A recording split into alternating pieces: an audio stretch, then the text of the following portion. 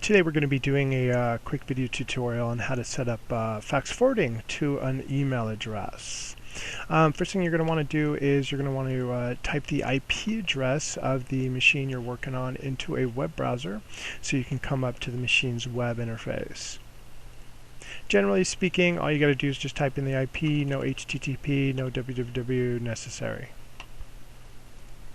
Once you're on the web page, basically what you're going to want to do is you're going to need to log in from here. On the left hand side we have the login right here, and default password for this particular machine is going to be admin00. The machine I'm working on today is going to be an older style machine. We'll update the videos with the newer style, but this will be for the desktop models and a lot of the older models that we have out there.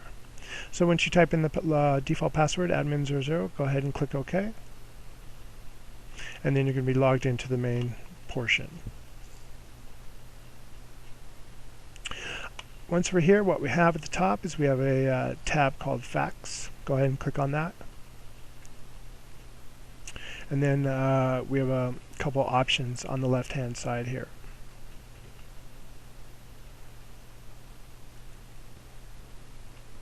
First thing we're going to do on the left hand side, we're going to go ahead and click on forward. Once we click on forward, it's going to take us to this area.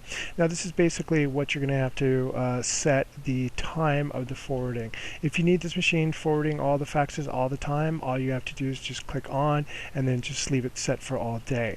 If you need forwarding only specified for certain times of the day, you can go ahead and click time specification and then set the activating time. Otherwise, if it's fine for all day long, you can go ahead and just select all day.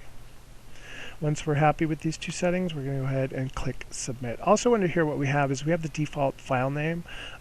When the fax gets forwarded, it's going to come as an attachment with this file name as the default. The additional information that will be sent in the file name will also be listed here under job date plus the time. If you don't want any additional information attached to the file name, just go ahead and select none.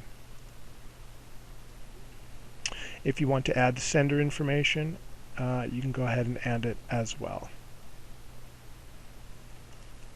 Once we click submit, what we're then going to have to do is then we're going to have to tell the machine if we want the machine to print the faxes as well as forwarding.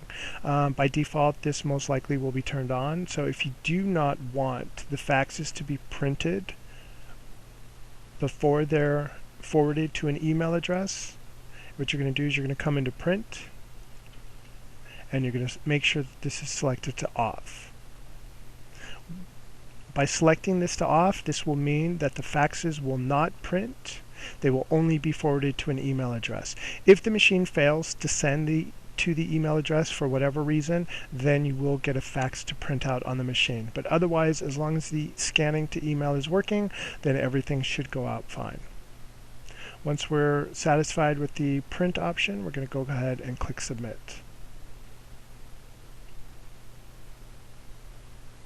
Our last option that we're going to need to configure is the forwarded. Basically right now we have forwarding turned on, but we don't have an address specified. So what we're going to do is we're going to come over here and we're going to click forward. And then from here we can go ahead and either import from our address book. We can import existing contacts that we have in our address book, or we can physically manually add them. What I'm going to do is I'm going to go ahead and click import contacts. This is going to take me to my address book. It'll show me whatever existing address book entries I have in here. As you can see, I already have a couple email addresses selected. So basically, if I wanted to have the faxes forwarded to my email address, from here I would click my email address and then click submit. We can see down here that my destination has been added. After this, we go ahead and click submit.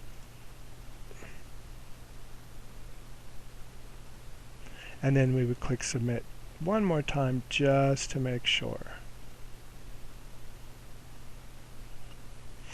One other thing I want to show you really quick on the forward option. Let's go ahead and go back to forward really quick. And then I'm going to go ahead and delete my destination. I want to manually add a destination for you guys.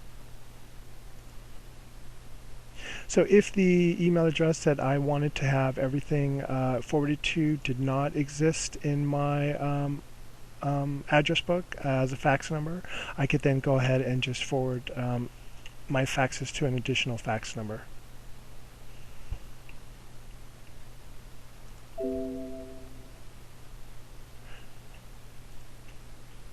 After you enter all the relevant information, fax number, all you would have to do, come down here and click submit. And that's pretty much it.